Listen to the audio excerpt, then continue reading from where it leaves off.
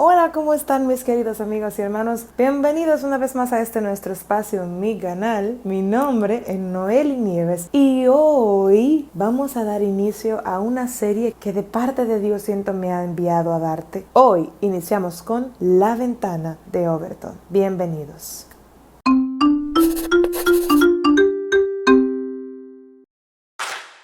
Esta serie se va a basar en la descripción, o más bien el desglose de qué es la ventana de Overton, quién fue Overton, por qué se llama una ventana, cómo se aplica esto y cómo te afecta a ti como ser que estás viviendo en una sociedad. Te voy a decir algo antes de iniciar y es esto. Vamos a iniciar con lo que puede traer la mayor cantidad de luz y revelación a nuestra vida y es la palabra de Dios. Vamos a leer la palabra de Dios en San Mateo, capítulo 7, en sus versículos del 15 al 20 y dice así: Guardaos de los falsos profetas, que vienen a vosotros con vestidos de ovejas, pero por dentro son lobos rapaces. Escuchen esto. Por sus frutos los conoceréis. Esa es la técnica que nos está dando la palabra para descubrir quién es oveja y quién es lobo. Sus frutos. ¿Acaso se recogen uvas de los espinos o higos de los abrojos? Así, todo buen árbol da buen fruto, pero el árbol malo da frutos malos. No puede el buen árbol dar malos frutos, ni el árbol bueno dar frutos malos. Todo árbol que no da buen fruto es cortado y echado en el fuego. Así que, por sus frutos los conoceréis.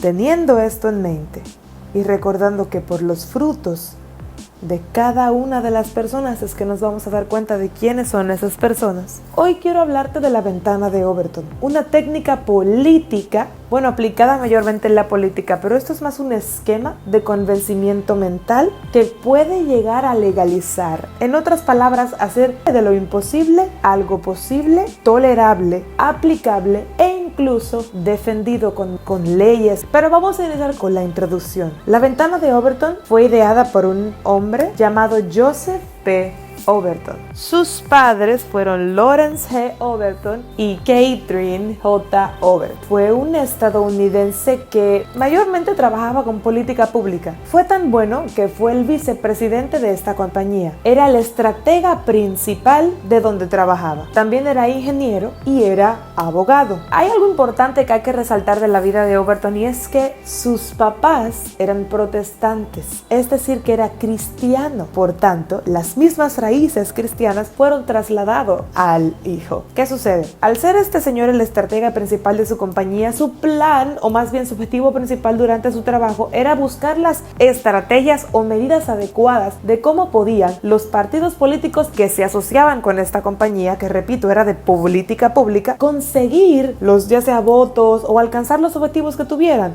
Ahora vamos a la parte esencial.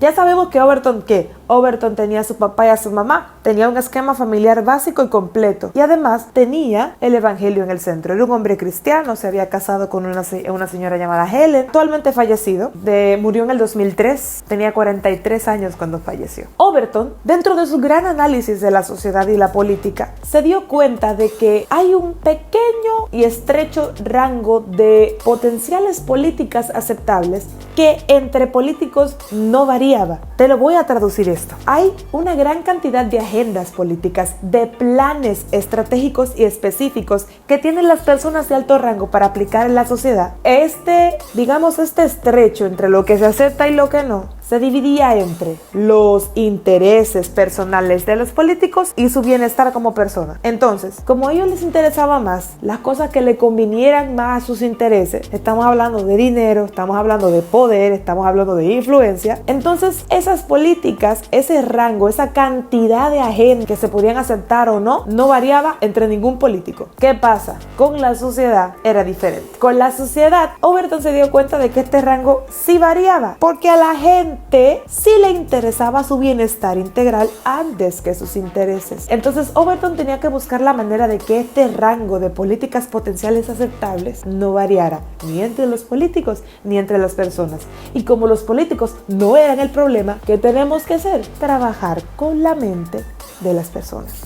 Entonces él desarrolló este esquema, este modelo, que era básicamente, lo llamaron una ventana. Este se desarrolló verticalmente, puesto que horizontalmente no se podía. Hay muchas vertientes que la misma población tenía. Hay muchas cosas que movían a la gente a creer o a no creer en lo que Overton o en lo que cualquier papel político le presentara. Por ejemplo, tenemos diferentes movimientos: la ultraderecha, la ultraizquierda, el capitalismo, el comunismo, la democracia, la dictadura.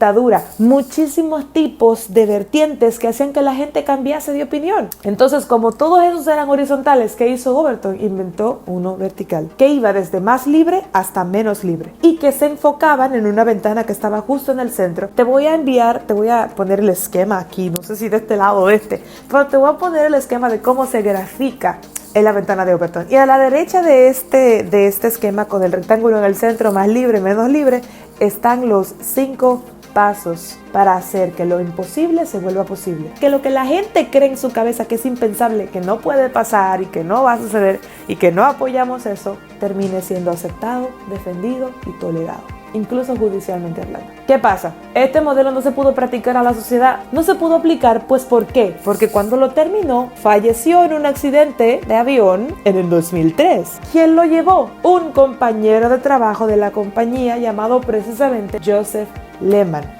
Joseph Lehman notó la gran efectividad de su modelo, que fue bautizado con el nombre de ventana de Overton en honor a él, quien fue el creador. Ahora, hay una frase de C.S. Lewis que está escrita en uno de sus muchos libros titulado Cartas del Diablo a su sobrino.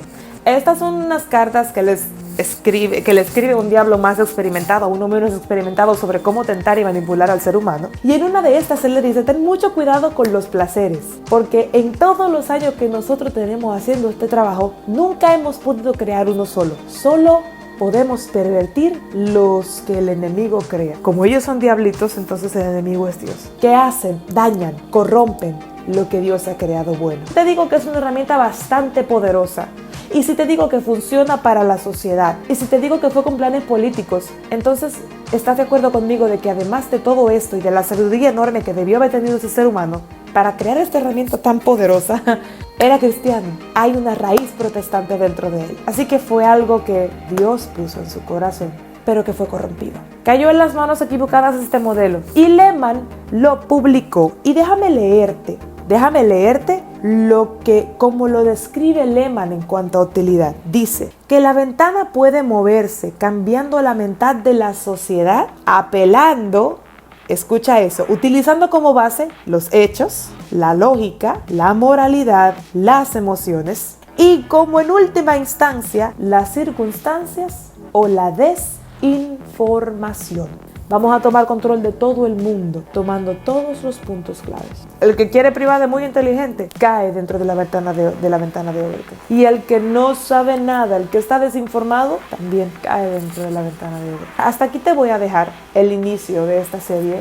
En el capítulo próximo vamos a desglosar la primera etapa de que se llama De lo impensable a lo radical. Y vamos a ver cómo los estrategas políticos más grandes han utilizado esto para filtrarse en nuestras mentes y hacernos aceptar lo que en un principio era inaceptable. He tratado de ser lo más clara que he podido. Yo de verdad espero que haya sido de bendición a tu vida tanto como lo fue a la mía. Que si estoy aquí, si estoy aquí es porque creo que fielmente que traer la verdad, que hablarte de Jesús es lo que trae libertad a tu vida. Y para que tú veas cómo Dios te ama tanto, me hace recibir este tipo de revelaciones y traerlos a ti para que recibas la luz de Cristo y la libertad. Y por eso estoy aquí, trayendo la verdad a ti. Y nos vemos en un próximo encuentro. Dios les bendiga, les guarde, su servidor les ama y les envía un corazón enorme. Y nos vemos en el siguiente capítulo de esta su serie, La Ventana de Overton. Hasta la próxima. Chao, chao.